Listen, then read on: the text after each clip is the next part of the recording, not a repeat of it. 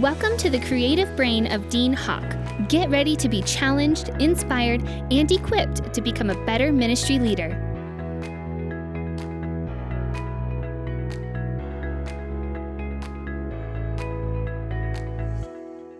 Welcome to the August Leadership Podcast. So glad to have each one of you joining us. I pray you are having a refreshing summer. Kim and I are just getting back from a 28-day getaway, celebrating our 40th anniversary. So I'm kind of excited to get back into the preaching mode once again.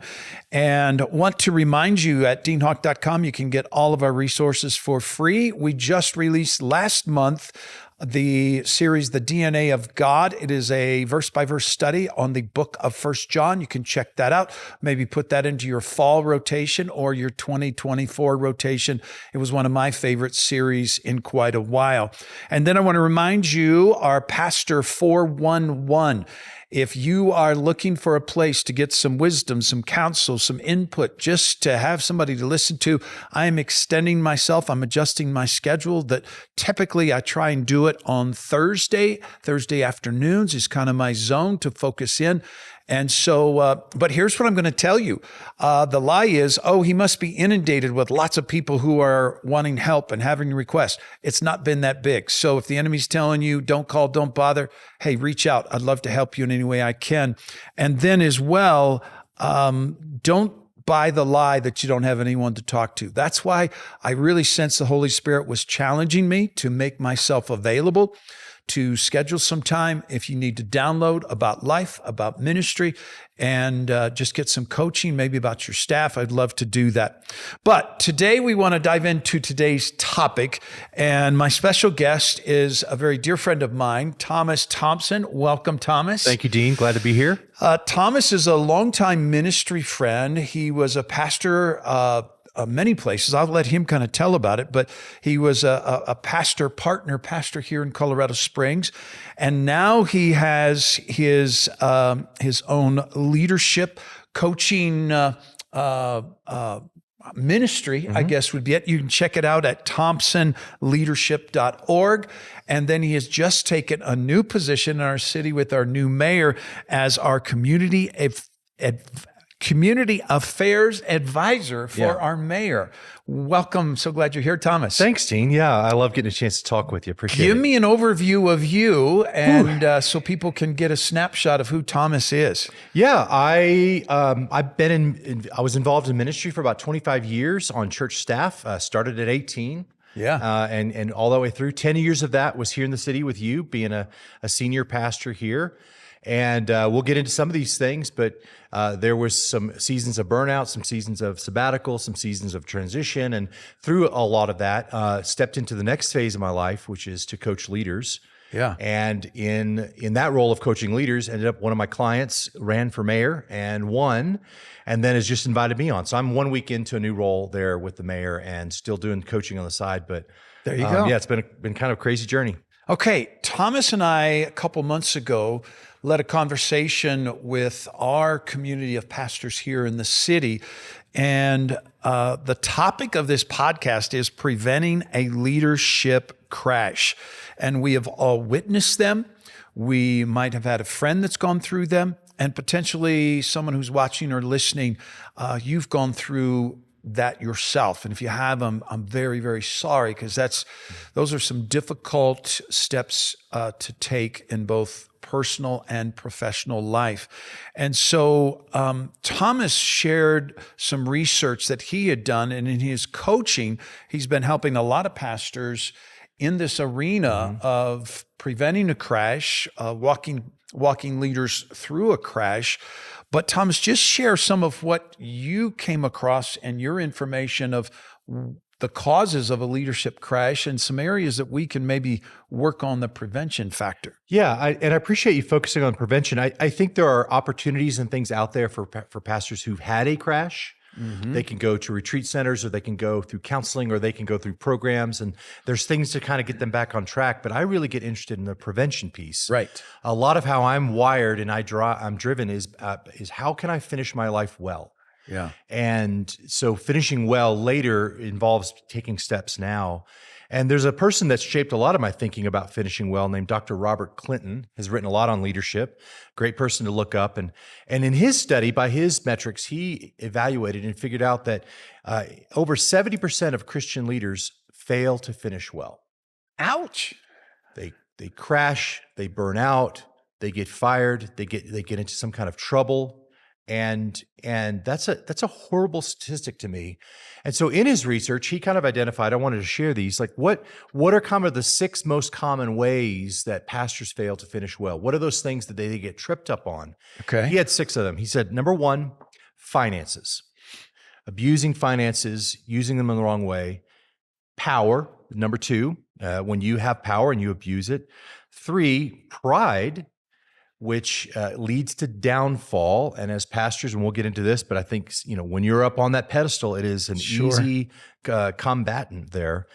Sex, of course, you would imagine, relationships that get involved that are out of bounds and fall south. Issues with family was number 5, and how that can derail people. And then number 6, and this is one that I didn't always see or wouldn't have guessed, but plateauing. And define that. Plateauing is where you just stop growing. And instead of you continuing to move towards where God's called you to be in the areas of your life, you start to settle in, maybe in your marriage, in your relationships, in your work, in your preaching. You just start checking that box, and that leads to downfall as well. So these are kind of 6 barriers or issues that create some of these 70% that he's talking about. Yeah. And so as we talked about a couple months ago, this doesn't impact the leader, but the fallout is huge. Yeah. And so many ramifications in so many different ways. Talk that out a little bit. Well, I mean, I think pastors out there, as you look out in your congregation, your heart is to equip every single person there to finish well. And anytime you see some kind of moral failure or crash in your congregation, that's painful. Yep. But when the crash happens to the person who's up front and the person that's leading the congregation, it has so much impact. It creates, oftentimes, and it's not fair that this happens, but it's just how it is. Okay. Creates disillusionment. I mean, how many times have you seen where maybe some pastor had an affair and just then that's the last stop for many people in church. They're out because they put so much trust there. Yeah. Or they feel they can't trust the Lord. They can't trust the congregation. And so it really has a huge impact in the community and in the church itself. Now, one of the things you brought out was the isolation piece. Mm-hmm. That typically that is a cause of they get isolated, who knows where I'm at and what I'm doing. Talk that out in both the cause, but then as well in the prevention side of that. Yeah, so I would go back to those 6 barriers that Clinton just described, and I would say to every one of them, isolation, isolation, isolation, isolation. I know that when I was a senior pastor, one of the things I often felt was I felt like I have no one outside the church I could talk to. Right. So if, let's say I had an issue with an elder, well, I didn't feel like I could talk to the elders about that. Or I had an issue with a staff person. I didn't want to be, talking that way. And so I often felt like, gosh, I'm sitting here by myself. It's just me and the Lord, trying to deal with this thing. And I don't know who to talk to because I'm trying to hold up this image or this thought that I've got it together and my life is good and I'm solid. I often wondered who I could trust. Exactly. Like who could I tell if I'm starting to think about this or deal with that? So I really dealt with isolation as a leader. And the funny thing, Dean, not funny, but I thought this was just me. And then I thought, well, this is just pastors. But I'll just say a word to those of you who have leaders in your congregation. Right. It is every leader I work with. At some point, the word isolation comes up. Yeah. And is that not what we know as pastors and leaders is the enemy's attack is get a person to pull away from the church, take your church member. If we see a church member disappear, it typically means they're going through a hard time. They're going through a battle of sin. I was talking with a former member that I met up with, hadn't been here in our church in a couple of years. And I said, what happened? He said, I went through a really dark season in my life. And he named off several things that he had gone through and that he had allowed himself to venture into. And what is the first thing? Isolation and secrecy is the fuel to sin. Yeah. It's that fuel that says, hey, nobody will know. And so, well, let's dive in. I want to ask you, as a leader and now a leader of leaders, how does Dr. Clinton's research that shows that 70%, I'm going to say that again, 70% of Christian leaders fail to finish well, how does that impact you and in your coaching of leaders, your coaching of pastors? That bothers me. I guess I'll start. Yeah. It scares me a little bit. Yeah. I mean, I'll be honest, it impacted me personally. I always felt like, hey, we're in this fraternity of pastors and we're trying to support one another and encourage one another and lead together. And when another pastor would crash, it made me angry because I thought, hey, you're making my job harder. Now we have to continue to fight uphill, maybe a decline in how people view pastors. And so that happened. I know for me personally, as I watched pastors through the years that would fall and just cards on the table, one of my heroes has always been Bill Hybels. Right. I love that guy from the beginning when I got into ministry. And I would always look, this is again wrong on my part, but I'd look to him and go, well, at least Bill's still strong. At least Bill's still there. And then he went through what he went through, and it's disheartening. Yeah. And it makes me think personally, well, gosh, 70% are going to fail. How can I even be in the 30%? It seems like it's more common on the other side. So exactly. How it's impacted some of my coaching, I think, is I'm trying to get more on that preventative side. Like I'm not as interested in helping someone pick up the pieces because I'm just bothered by the fact that could we have done something earlier? Sure. And I personally think that churches don't know really what to do with the prevention question for their pastors. And I think I want to encourage leaders. That's a conversation that you need to have. You need to have with your staff because they're feeling the same things. They're questioning, if I come to my pastor and say, hey, I'm struggling, or I have become vulnerable to porn, or I need to let you know that I'm going through whatever, that I haven't drank in a while, but man, I was offered a glass of wine at a wedding and something triggered in me and I need help. I think we as leaders need to make our staff know, if you are that kind of a leader, I am, to say it's safe to come. And you're not going to be fired on the spot because that's the fear. You're not going to be banned from ministry for life, but creating those conversation points. And I think as leaders, we have to be vulnerable in ourselves. Something I'm reminded of is I heard, this is probably 20 plus years ago. I think this was actually probably 30-ish back in the 90s. I heard John Maxwell share this. When he was speaking on this subject, he said, as I look of all the guys I went to seminary with, Bible college with, and those friends around the country and around the world, he said, I look at all of the ones that have fallen, and at that point in time, over the decades, whatever that was, he said, there is one common thread, and you could feel the room kind of lean in like, uh-oh, what is it? And it was this. He said, they all said, it will never happen to me. Yeah. And I think that goes back to that area of pride of, hey, I'm invincible. Yeah. I'm a pastor. I can't fail. I can't fall. And I think there's that place of vulnerability, especially by these stats, of being able to say, I could fail. I am vulnerable. And like we're discussing, what are the preventative measures that we're going to have? And I would even you said something so important, I don't want to rush past it. When you said, I hope you're that kind of leader, I know I am, I know you are, I would just use the word explicit. You have to be intentional and explicit about telling your staff and modeling this stuff. You can't just assume that, well, if they have a problem, they'll come talk to me. Exactly. Because I've been a staff person and I've also been a pastor, and I know the fear, and this is why, if you're working at a bank and maybe you're struggling with some issue, you go to the bank boss and they're like, we'll go figure it out or whatever. But when you're a pastor and kind of the message and the man are tied together, you feel like, I don't know that I have a safe place. So having a pastor that's going to model vulnerability and lean in and be explicit like that, it's still scary. Right. There was a pastor, it's probably been 20 years ago, of a very, very large church in another city that this was kind of about a year or two after the fact. And he said, he was kind of downloading about his moral failure and his decisions. He said, I feel like I was driving a bus and I drove the bus off into the ditch, into a ravine. and many people were injured.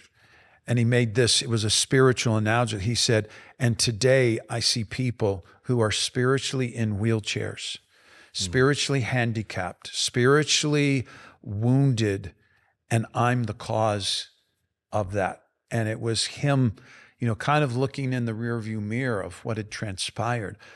And that always spoke to me of, as leaders, our lives are bigger than our own. Yeah. If we don't want influence, then get out of pastoring. Yeah. And we all like the positive influence we can make, but we have to recognize we can make a negative influence as well, and it can end up damaging. When our church was just in its infancy stage, we were just celebrated 19 years this summer. Infancy stage, one of our first pastoral staff members had an affair with a young lady in our church, blew up his marriage, chose not to seek restitution even for his marriage and ministry. He was just done. I know that it impacted every single person in our church, and the collateral damage of what we do, not only our family, because that's got to be our first focus, is really thinking through. And I would tell you, one of the things that has helped me as a preventative is I have thought through in detail what will happen if I would make a poor choice. Because I am a person that the only career I have had 42 years deep is ministry. So I thought through, if I blow up financially, if I blow up morally, if I blow up habitually in some area, okay, so that impacts, I want you to think through it with me, guys, gals as well. It's going to impact my marriage. It's going to impact my relationship with my children. It could mean that I'm not going to have a relationship with my grandchildren, which I think are amazing because of what my kids now think of me. They're like, stay away from grandpa. He's scary. It's going to impact that. It's going to blow up my financial world, which means I don't have a job, which means I lose my house, which means I potentially blow up a 40+ year marriage relationship, which means I am a lonely, broken, poverty individual to finish out my days here on earth. And it's like, I lose my cars, I lose my house, I lose income, I lose retirement. And I think I was afraid to think forward. Yeah. It was like, no, by faith. And actually it helped me to think forward, because we all look at Jacob and Esau and go, Esau, you were such a numbnut. Yeah. Why would you sell your birthright for a can of soup? Right? Yeah. But isn't that what we see happening in these 6 areas that, I'm going to just fudge a little here, I'm going to fudge a little there. Seems how we get off base. So I'm going to react in real time to what you just said while you were talking. It's very sobering, that chain of events you went through. I felt with every word you said, wait. That's a lot of weight to what you just said for someone to carry. Sure. So my question would be, if I'm a pastor, what preventative, what systems, what structures, what am I building around me to help carry that weight? Exactly. Or am I just going to have it on myself? Or how can I share that weight? Do my elders or my staff even know that kind of weight that I'm carrying? Right. I want to share that so it's not just all on me. That's heavy stuff. Well, and I think one of the things, if you don't have a prayer support team around you for you and your staff, my elders' number one responsibility is to pray for the leadership team of this church. They're to pray for members. They're there to lead and so forth, but is to be a prayer support, recognizing that we are all vulnerable. And so I want to ask you a question. If all people are susceptible to failing in the areas of finances, power, sex, plateauing, pride, and family, how does this affect pastors? Do you see it that affects pastors different than other leaders you work with? How does it make us, are we any more vulnerable because of our position? I think yes, I would say. I think that's a really good question, because I think I'll put it this way. Years ago, about 5 or 6 years ago, I saw a title of a book. And the title of the book was, Every Pastor Needs a Pastor. Okay. I didn't read the book. The title has stuck with me and haunted me for years because I felt like that God said to me when I saw that title, "Who's your pastor?" Sure. And even, as a young staff member, one time I remember, and I'm not faulting this guy, but I went to my pastor with an issue, and basically he said, "I'm your boss. You need to go figure that out." Wow. And as a young guy in ministry, I thought, okay, so I'm my own pastor. And, moving forward, becoming a senior pastor, kind of that mentality of, well, I mean, I'll go to the Word and I'll get the food from the Word and then I'll go give it to the people. And so kind of my pastor is God directly. And I think there is something unique about being a pastor. And I would ask the question, who is the pastor's pastor? That's a great question. And I've wrestled with that even myself. And so I thought sometimes it's probably a piecemeal thing. It's probably a group of elders, it's a group of peers, it's a group of other pastors, but there's somehow that question has to get answered. So to answer it, why is it unique to pastors, some of these struggles? I think they don't have a pastor to go to. Right. And aren't we all looking for somebody safe that we can go, I'm really struggling with ABC 1, 2, 3, it's a safe place where we know we won't be judged. We won't be banished for life, that we can say, I am vulnerable. I'm struggling. I need your help. I need you to pray with me. I need you to keep me in check and balance. I need you to tell me what I already know. I need to know, but I just need to hear somebody else say it. Right. And every single person listening here knows what it's like. You've lived through this dozens and dozens of time where someone comes into your office and they go, "Pastor, I just need to talk to you." And they get to unburden and unload and be shepherded. And so I just come back to, who does the pastor have? Yeah. Yeah. We were sharing before we came on about some, the weight of ministry and burnout and plateauing as the Dr. Clinton came out, plateauing. I would say that's a sign of burnout, that we don't have any more coal in the engine. Yeah. You shared just some things that came out back in June. Share some of those things that came out of where the state of pastors. Yeah, I share this not to discourage you, but so you would go, if you resonate with this, you'd go, I'm not alone in this. Yeah. So this is 2 weeks old. Barna just came out. They did a 7-year study of pastors, and a few highlights that over the last 7 years, pastors' mental and emotional health has dropped from 39% to 11%. So only 11% of pastors would say, I'm in excellent mental health. That's physical health has dropped 24% to 9%. Wow. I thought this was really interesting. Think about the events of the last 7 years if you've been a pastor. Pastor said, in the last 7 years, the respect I felt from members of my community has dropped from 22% to 10%. And then the big one that we've sat with a lot is this idea that over the last year, the last 12 months, 42% of pastors have seriously considered abandoning the call altogether. Yeah. This is heavy stuff, and this is pointing again to who do these men, these women have to pastor them through these hard times. Right. And so I would encourage you, pastors, when you look at these 6 areas, where are you most vulnerable? Example, money to me is water, in that it's so easy to give away. It's like, you need a drink? You need some money? I'll help you.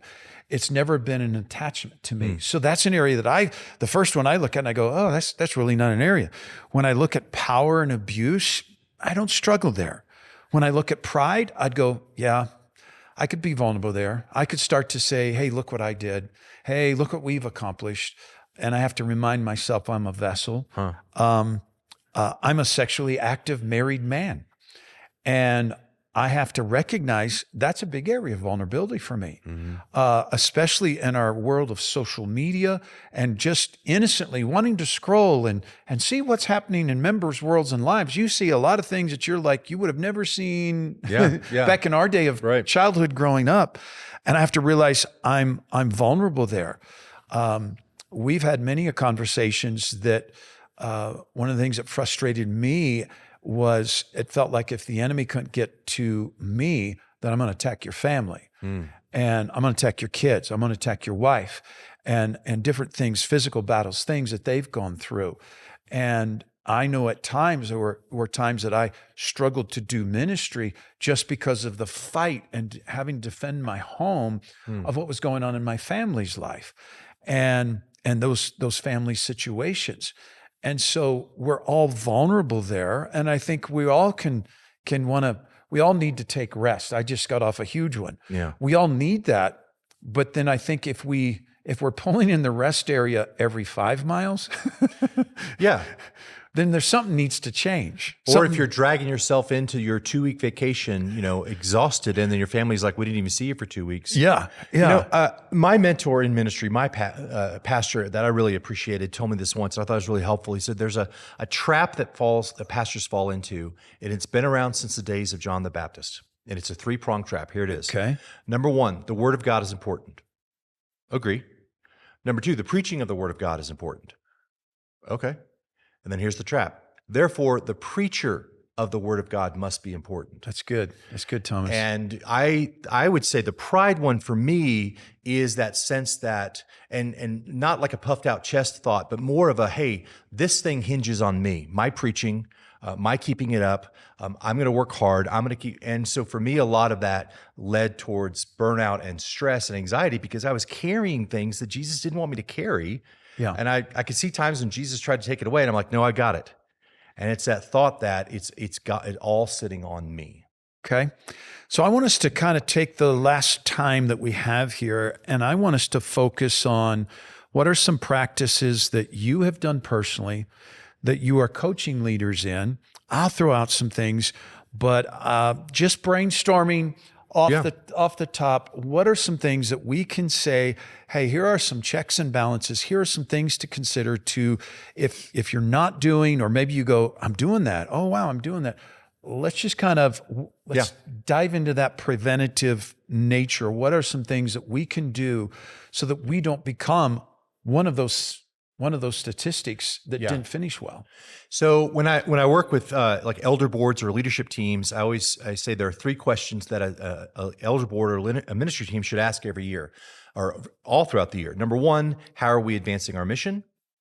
Number 2, what's the health of our church? Number 3, what's the health of our senior pastor? Yeah. And what I find is the first 2 questions the pastor's super excited about getting into and getting the elders on board with. And then he says, we don't have time for that 3rd question. Because I'm telling you, you have such good-hearted leaders around you, right, but they don't know what to do with that question. So I would say figuring out how to begin to have the conversation of what does it look like for us to be healthy leaders?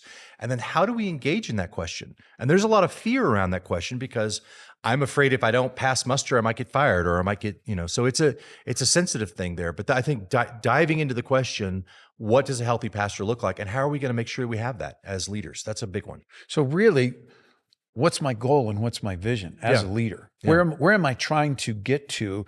And a self-assessment of where do I feel I am on that scale of 1 to 100 of healthiness.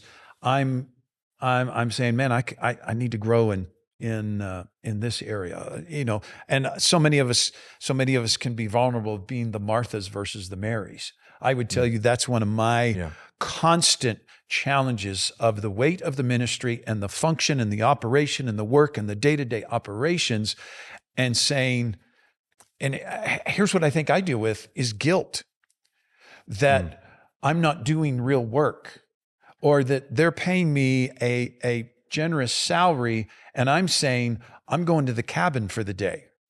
That somewhere that little voice on our shoulder says, you're not really working. And the enemy tries to drive us to be the Martha, when really what our churches need is for us to come on a Sunday as Mary, who have been at the feet of Jesus. Yeah. The guys on the road to Emmaus, it said, did our hearts not burn within us? That our hearts have been touched by the fire and the power of God because we've spent time with Him. I tell leaders all the time, you replicate not what you say or do, but who you are. Yeah. And so you can get up and be the most phenomenal preacher and you can be the hardest worker and all this stuff, but eventually what's in your soul is what's going to be transferred to people around you. So it behooves you, part of your job as a pastor, I think, is to figure out how can I have a healthy soul? And staff and elders, how can we have healthy souls? Because that's what's going to be, that's what like you said, that's what your church needs on Sunday. They don't need the stellar sermon. They need a heart that is close to Christ. Yep. and healthy. And so I think one of the other things we have to do is how do we unmask the secrecy? I think it's living an open, transparent calendar. There are multiple people that have access to my calendar. They never question, where's Dean at? Where'd he go? Oh, he had a coffee at 10. He's got a lunch at 11:30.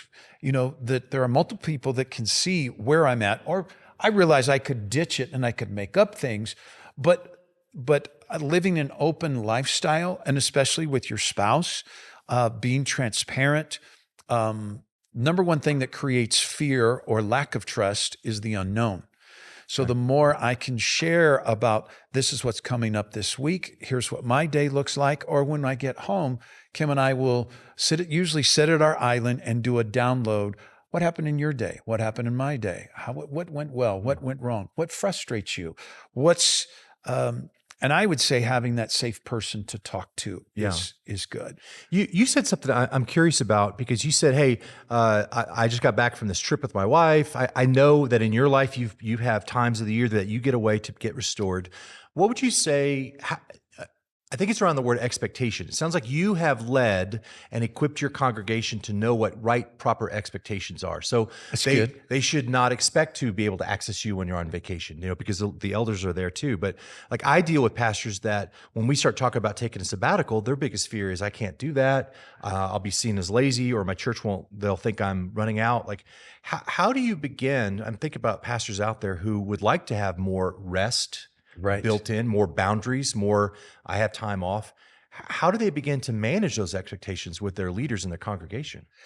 I would say you can't jump from 0 to 70 miles an hour in one, because I've had a longer ramp to say, because when we first started the church, I'm the only communicator.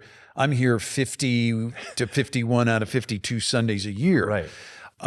So I would say if you've been hoarding Sundays and you haven't got away, I know a lot of pastors that they'll leave Sunday afternoon and they're back Saturday night. They will preach Sunday morning, and they really need 2 weeks, but they'll come back to preach on Sunday morning and then bust away. So I would say creating the rhythms of rest has really helped Kim and I. I had a conversation with our elders just about 2 months ago, and it was our Sunday night prayer thing. We're usually together for about 2-3 hours, just sharing, praying, and we were talking about guest speakers versus hearing my staff speak. And I was thrilled that my elders basically said, when our pastors speak, it still feels like family. When you bring in a guest speaker, it feels a little bit like the service doesn't feel the same. And they just talked about a number of different things. And it was actually refreshing for me to hear that when I'm gone, they enjoy hearing my other pastoral staff members communicate the word of God, and they actually look forward to it. A prideful pastor would be scared. A humble pastor says, whoop, whoop. Well, and I mean, to your credit, and those out there that hear that, like, you didn't go from 0 to 70 overnight, but I heard intentionality, time you've worked and developed. I would say your phrase, rhythms of rest, that should be in the job description. Yep. A rested pastor is a healthy pastor, and that's really what your congregation needs. Yep. Just some other preventatives. Anybody can get on your phone, your computer at any time. My wife knows all my passwords. I realize that my computer is a church computer, that my IT guy may need to check something, do something. And I live as open and transparent as you can live, kills the seed of sin that comes through secrecy. And hearing you talk like that as a staff member, if I were on your staff, that helps me and strengthens me to see that you're modeling it and being open with it. Yep. Any closing thoughts, Thomas? I just go back to the word isolation. I mean, it is real. It is prevalent. It is a lie. You started with that. You started with the lie that I have no one to talk to. I would say, prevent things, but also attack that question of isolation. And one of the things that we've had in this city is just a group of pastors who would meet together, and we get to pray together. And there's something about sitting across from another pastor once you've crossed a couple hurdles where you can commiserate with one another. And I often felt there were times I could call you, and I did call you about things I was struggling with or wondering about. And so just knowing that you're not alone and all of that, you are not alone unless you choose to be alone. And I think it's very telling that you can't get past the first 3 chapters of the Bible without, number one, hearing God say it's not good to be alone, and number 2, the first thing someone does when they mess up is they go get alone. So that's so core. Don't figure out, how do I solve isolation? All right. I want to encourage you to have some conversations. Find a close friend, a ministry friend, one of your leadership in your church, where you can maybe have a conversation about which of these 6 areas are you most vulnerable? Where do you need some accountability in your life? What are you struggling with now that you say it's only a 5%er? Let's deal with the one of the examples I use is I have 80 to 100-year-old ponderosa pines around my house. I can't move those, but in my flower beds there'll be seedlings, ponderosa pines that seed from the pine cone has dropped, and I'm easily just plucking those. And that's what I would encourage you is, when there is that small area, or maybe a door opens to an area that you go, ooh, that could grow. I kind of like that. Let somebody know. James says, confess your sins that you might be healed.